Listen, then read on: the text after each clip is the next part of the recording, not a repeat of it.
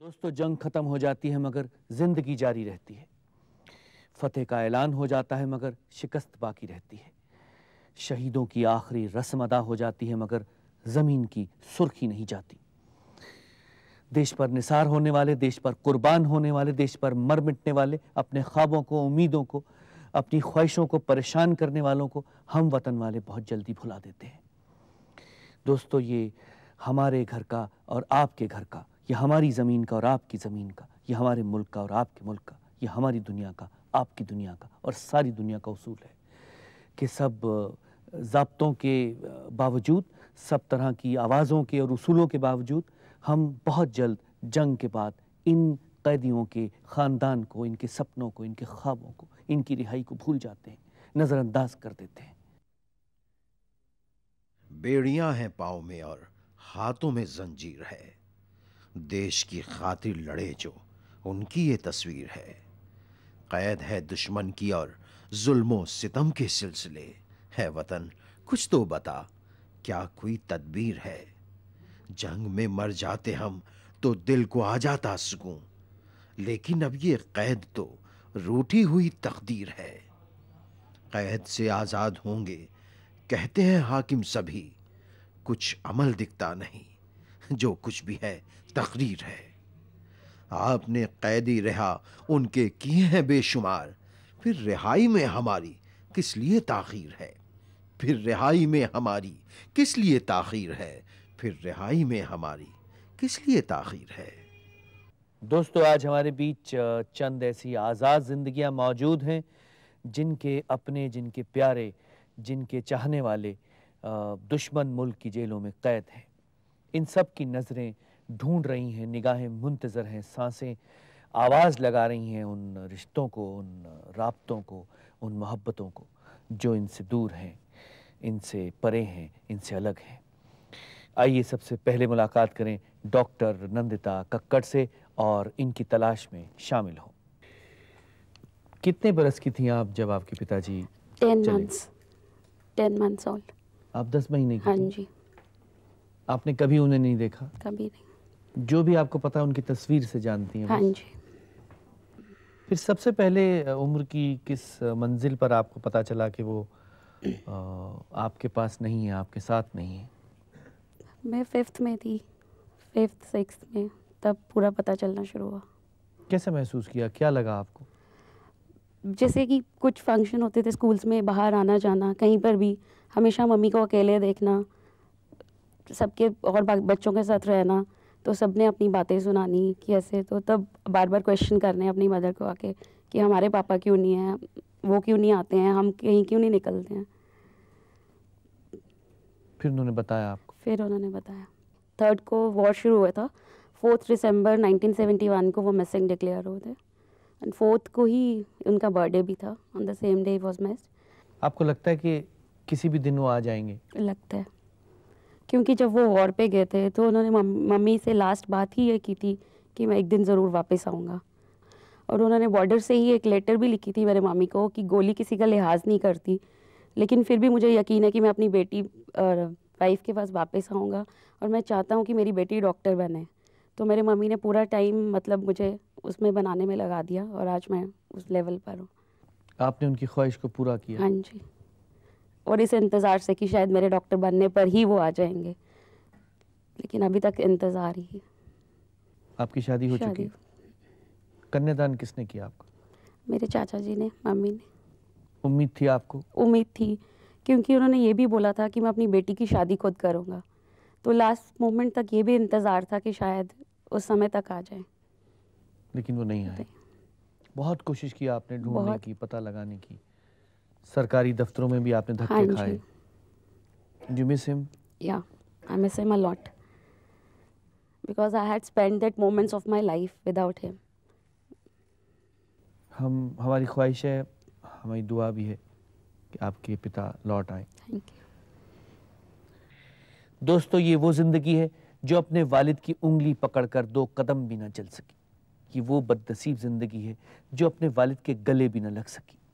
ये वो बदनसीब ज़िंदगी है जिसने अपने वालिद की मोहब्बत को, उसके प्यार को, उसके खुलूस को नहीं देखा, उससे महरूम रही। हम दुआ करते हैं, हमारी ख्वाहिश है, हम सब की ख्वाहिश है कि इनके वालिद एक सुबह इनकी ज़िंदगी में, इनके घर पर, इनके पास आ जाएं। दोस्तों, अब हम मुलाकात करने जा रहे हैं मोहनलाल भास्कर साहब से, जिन्होंने पाकिस्तान की जेलों में बहुत बुरे दिन काटे हैं, बहुत बुरा वक्त देखा है, बहुत ज़्यादा तकलीफ़ें सही हैं। आइए इनसे मुलाकात करें और इनसे बातचीत करके तसव्वुर करें कि इस वक्त हमारे वहाँ कैद जो सैनिक हैं, जो जाबाज हैं, उन पर क्या गुजर रही होगी। भास्कर साहब, कितने बरस आप जेल में रहे पाकिस्तान? मैं 6.5 बरस पाकिस्तानी जेलों में रहा हूँ, जिसमें 2.5 साल अंडर इंटरोगेशन और तकरीबन 3.25 साल कैद। किस तरह की जेलें हैं, क्या ज़िंदगी है वहाँ? देखिए, आई वॉज इंडियन स्पाई जी। तो स्पाई को तो जो रेड कारपेट ट्रीटमेंट मिलता नहीं है, उसको तो वही ट्रीटमेंट मिलता है जो कि स्पाई को मिलना चाहिए। अच्छा भास्कर साहब, जो स्पाई होता है, हाँ जी, हाँ जी, बड़ा मिस्टीरियस लगता है। हाँ जी, हाँ जी, हाँ जी। वो यहाँ तो हम फिल्मों में देखते हैं, हाँ जी, हाँ यहाँ जी। जिंदगी में पहली बार आपको देख रहा हूँ रूबरू। क्या होता है एक स्पाई? अपने आंखों पर चश्मा चढ़ाए हुए, दुश्मनों की 20 करोड़ आंखों से अपने को बचाए हुए, तरह तरह के स्वांग भरता है, तरह तरह के जो है भेष बदलता है। अब जैसे हम भैंसों के व्यापारी बन जाते थे, अब मान लो हमने 5 हॉर्स यूनिट में से गुजरना है, उसके टैंक वगैरह ऑब्जर्व करने हैं या उनकी गन्स की फोटोग्राफ्स लेनी है, माइक्रोफिल्म्स लेनी है, तो हम भैंस इधर से खरीदते थे और गए, बाप आगे भैंस, मेरा जो गाइड था वो मेरा अब्बा बना हुआ था, मैं पीछे से भैंस को धकेल रहा होता था, साथ में मेरा कैमरा काम कर रहा होता था। दूसरी तरफ जाकर हम भैंस बेच देते थे, चाहे हमें फ़ायदा हो चाहे नुकसान हो, काम हम अपना कर लेते। कुछ रेड कार्पेट ट्रीटमेंट के बारे में भी आपने भी जिक्र किया था। हाँ जी, हाँ कि जी। बड़ी गुलपोशी होती है स्पाई के अंदर। हाँ जी, उस पर भी थोड़ी सी नज़र डालिए। रेड कार्पेट ट्रीटमेंट तो देखो ना, मैंने कहा मिलता नहीं है। तो जब गया तो मेजर एजाज मकसूद थे 596 FIU लाहौर के, तो उन्होंने कहा मिस्टर भास्कर, मैं तुम्हें अभी छोड़ देता हूँ, मुझे ये बतला दो कि तुम जो एटॉमिक एनर्जी कमीशन इस्लामाबाद कोहटा से जो फाइल लेकर गए थे वो तुम्हें किसने दी थी। मैंने कहा यार फाइल मतलब ही कोई नहीं, तुम अपने देखो वहाँ पर कोई फाइल गुम भी हुई है, ऐसे तो तुम्हारा यूरेनियम भी निकल जाएगा, प्लूटोनियम भी निकल जाएगा है?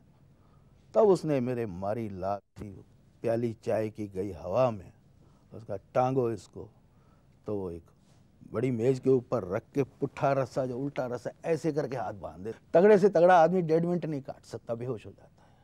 और उस पर 6 आदमी मारते हैं, तली में अलग, पिंडली पर अलग, बटक्स पर अलग, पीठ पर अलग, सिर पर पतली छड़ी से वो खुद मार रहा था। And then this torture started. फिर physical, chemical, gaseous, all sort of torture is given. तो it went on for 2.5 years। 2.5 years जी, 2.5 बरस तो टॉर्चर हुआ, इंटेरोगेशन। हाँ जी, हाँ जी। उसके बाद फिर 5 उसके बाद कैद हो गई। 5 बरस की कैद हो गई। ना ना ना, कैद तो हुई 14 साल जी। लेकिन कैद के 3.25 साल बाद बांग्लादेश बन गया, यानी कि वो तबादले का ऑर्डर आ गया हमारा। 1953 के लोग जो 53 में कैद हुए थे, 53 में कैद हुए थे, वो 1974 में मेरे साथ आए, 21 साल बाद। तभी मैं कहता हूं कि इसलिए, और बहुत मैं इनके आगे प्रणाम करता हूं अपने देश के महावीरों के माता पिता को और पत्नियों को, कि वो हौसला रखें और उनको अपना हौसला कायम रखना चाहिए। भगवान के घर में देर है, अंधेर नहीं है, कुछ भी हो सकता है। बाकी ये जो हमारा मूर्ख नेतृत्व है इस देश का, मूर्ख कह दें, उत्तरदायित्वहीन कह दें, इर्रेस्पॉन्सिबल कह दें, कि जिसको ना किसी का दर्द है, उनको चाहिए मेरी गद्दी बचनी चाहिए, भाड़ में जाए देश। बहुत देश के लिए बहुत शर्म की बात है, लानत की बात। हाँ। बहुत बहुत शुक्रिया दोस्तों। अब अगर आप दुख में हैं, तकलीफ में हैं, दर्द में हैं, तो घबराइएगा नहीं, हमारे दरवाजे पे दस्तक दीजिएगा, हम आपके साथ हैं। दोस्तों, आइए मुलाकात करें एक ऐसी ज़िंदगी से जिसने अपने जिगर का टुकड़ा, अपना लाल, अपना फर्जंद देश की खिदमत के लिए भेजा, और आज जब इनको खिदमत की ज़रूरत है तो ये मायूस और बेबस और बेकस बैठे हैं। आइए मुलाकात करें LD कौड़ा साहब से और इनकी मुश्किलों में, इनकी तलाश में शामिल हों। कौड़ा साहब, 30 बरस हो गए आपको अपने बेटे को ढूंढते हुए, अभी भी आपकी उम्मीद टूटी नहीं? नहीं, उम्मीद हमारी पूरी उम्मीद है कि वो वापस आएगा। आपको पूरा विश्वास है कि आपका बेटा सरहद के उस पार कैदी है? हाँ, लेटेस्ट 88 जुलाई में मेरे पास सरदार मुख्तार सिंह फिरोजपुर के हैं, वो छूट कर आए थे। उन्होंने मेरे को लेटर लिखा है कि आपका लड़का इस वक्त Kot Lakhpat jail, central jail Kot Lakhpat Lahore में है। क्या खबर दी सरदार साहब ने? क्या सलूक हो रहा था आपके बेटे के साथ वहाँ? उसने कहा था कि उसको जब कभी कभी टॉर्चर करते हैं तो मेरे को उसकी तीमारदारी के लिए रखा हुआ था, मैं उसकी तीमारदारी करता था। कितना बड़ा था आपका लड़का? क्या उम्र थी? 25 साल की उम्र थी, बैचलर था वो। 25 साल का जवान आपका लड़का इस वक्त तकरीबन 55 बरस के होने चाहिए। होनी चाहिए। आपको उम्मीद है कि वो किसी भी सुबह, किसी भी शाम, किसी रात घर लौट आएंगे? आ सकता है अगर गवर्नमेंट अपने फैसला करे तो। अब देखिए, गवर्नमेंट को फिशरमैन की ज़्यादा तकलीफ पहुंचती है। गुजरात साहब की ऐसे हुकूमत में भी फिशरमैन एक्सचेंज हुए, बीपी साहब के भी हुए, अब वाजपेयी साहब की गवर्नमेंट के भी फिशरमैन एक्सचेंज होते हैं और इनकी कोई परवाह नहीं है। आर्मी वालों जो जिनको हाई प्रायोरिटी देनी चाहिए एक्सचेंज के लिए, उनकी कोई परवाह नहीं। 83 में हमें नरसिंह इंदिरा जी ने पाकिस्तान भेजा था देखने के लिए इनको, उनका कोई समझौता हुआ था। 83 में हम वहाँ गए हैं, उन्होंने मुल्तान जेल में सब कैदियों को इकट्ठा किया था। एंड टाइम के ऊपर मैं जहाँ तक मुझे मालूम हुआ है कि हमारे उस वक्त इंदिरा जी ने कोई स्पीच दी थी पाकिस्तान के अगेंस्ट, डेमोक्रेसी की वहाँ पर मूवमेंट चल रही थी और था इसका मार्शल लॉ, तो उसके अगेंस्ट उन्होंने मुनकर हो गए। वो उन्होंने हमें नहीं दिखाए। इधर हमारी गवर्नमेंट ने पटियाला जेल में दिखाने थे कैदी, सिर्फ उन्होंने 3 कैदी दिखाए, बाकी नहीं दिखाए इन्होंने। नहीं तो उस वक्त तक दोनों की कोशिश की होती। 83 में साल हो गया। आपको कौड़ा साहब बहुत सख्त इन 20-25 वर्षों में अपने बच्चे की जरूरत होगी। बड़ी सख्त जरूरत तो हमारी बुढ़ापे की लाठी का सहारा था, बड़ा बच्चा था हमारा। अगर वो कल लौट आते हैं, सबसे पहली बात आप क्या कहेंगे उनसे? हम तो यही समझेंगे कि वो 30 साल के बाद लड़ाई जीत के वापस आ रहा है। बहुत याद आती है आपको आजकल? हर वक्त ही याद आती है। हम तो सुबह ही उसे याद करते हैं, जब भगवान को प्रार्थना मंदिर में जाते हैं, सुबह उसकी फोटो भी साथ देखते हैं, वहाँ प्रार्थना करते हैं।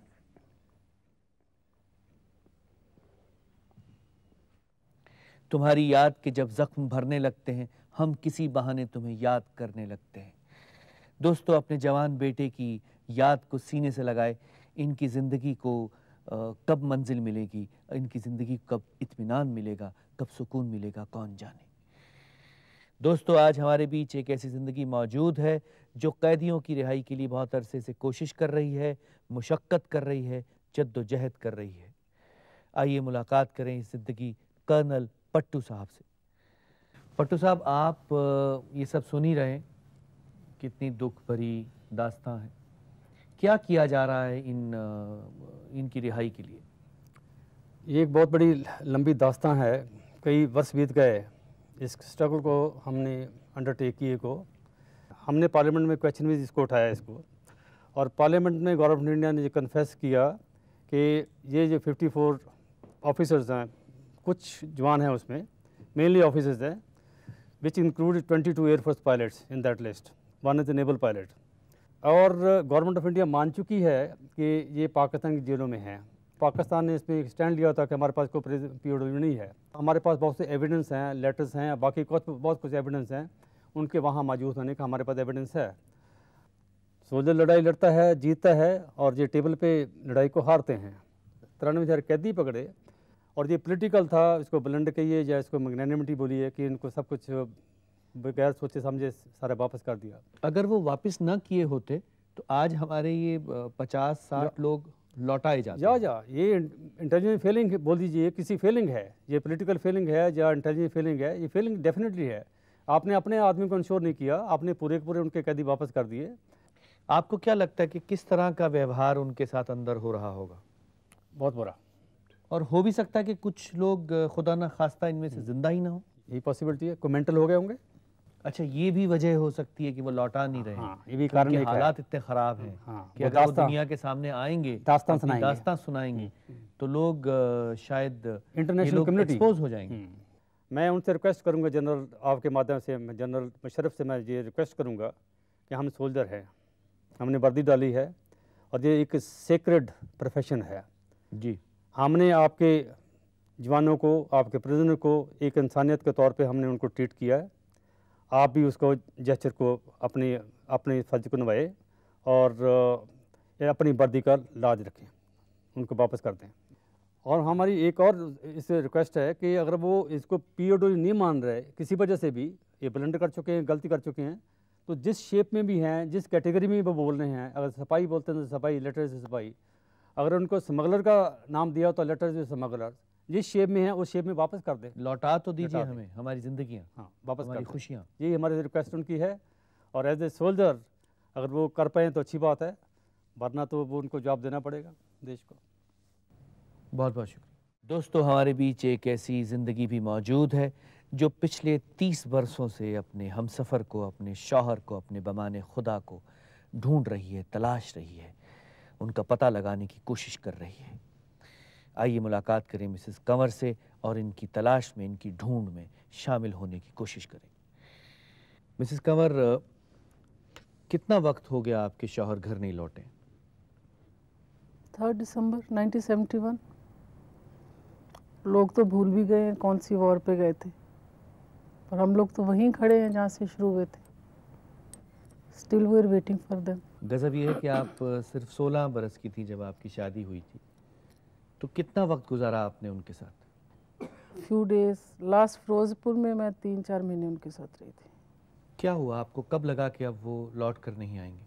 मुझे तो आज भी नहीं लगता, मुझे तो आज भी लगता ही will come back. I don't feel that he is no more. कब आपको मिसिंग की खबर मिली? मिसिंग की मेरे को 5 दिसंबर को मिली थी। 71। उसके बाद जब संजय गांधी की डेथ हो गई, I got a letter, smuggled letter I got. Till today I don't know who has written me that letter. अच्छा।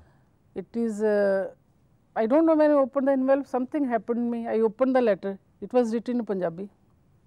And ये letter was written to Mrs. Gandhi. उसकी फोटो स्टैट मेरे को किसने भेजी? Till today I don't know. उन्होंने लिखा था हम लोग यहाँ 20 ऑफिसर्स हैं, कई तो पागल भी हो चुके हैं टॉर्चर के साथ।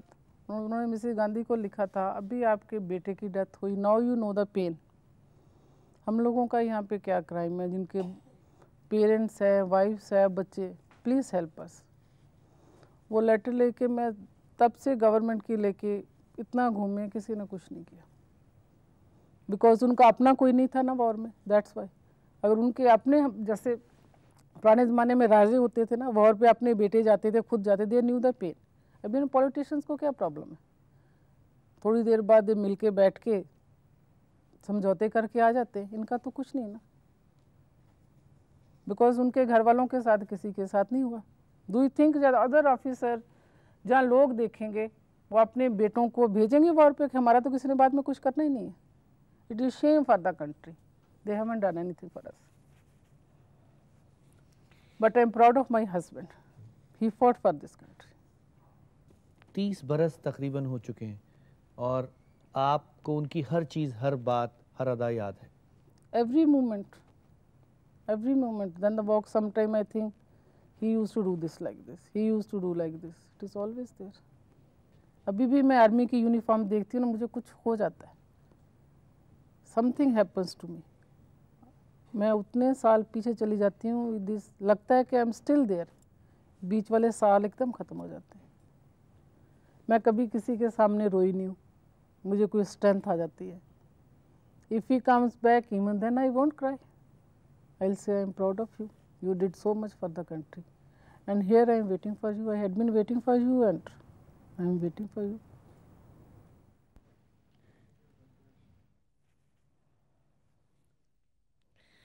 दोस्तों, इनकी हिम्मत देखकर, इनका हौसला देखकर, इनका सब्र देखकर फ़ख्र होता है हमें ज़िंदगी पर, इनकी तलाश पर, इनकी उम्मीद पर, इनके ख्वाबों पर। हम दुआ करते हैं कि इनके हमसफ़र, इनके शौहर, इनके हमराही एक सुबह इनके घर लौट आएँ, इनकी ज़िंदगी में लौट आएँ, इनके पास लौट आएँ। दोस्तों, हमारे बीच कुछ ऐसी ज़िंदगियां भी मौजूद हैं जिन्होंने अपनी ज़िंदगी का बेहतरीन हिस्सा सरहद पार की तारीक, अकेली, तन्हा, सर्द जेलों में, जेलों की कोठरियों में, उनके अंधेरों में बिताया है। आइए मुलाकात करें रूपलाल साहब से और उनकी ज़िंदगी के उन अंधेरों में रोशनी डालने की कोशिश करें।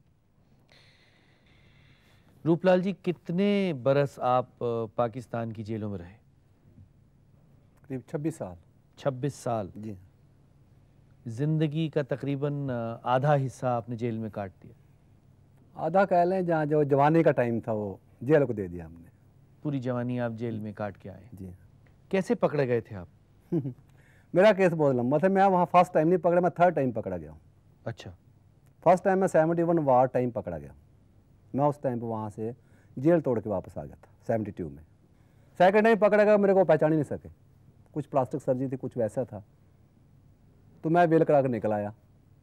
लेकिन जब थर्ड टाइम पकड़ा गया तो मेरे साथ पूरी लाइन लगी, जो मेरे वहाँ नेट था वो पूरा पकड़ा गया, जिसमें कुछ आर्मी ऑफिसर्स थे। तो फिर 26 बरस में कितने बरस आपको टॉर्चर किया गया?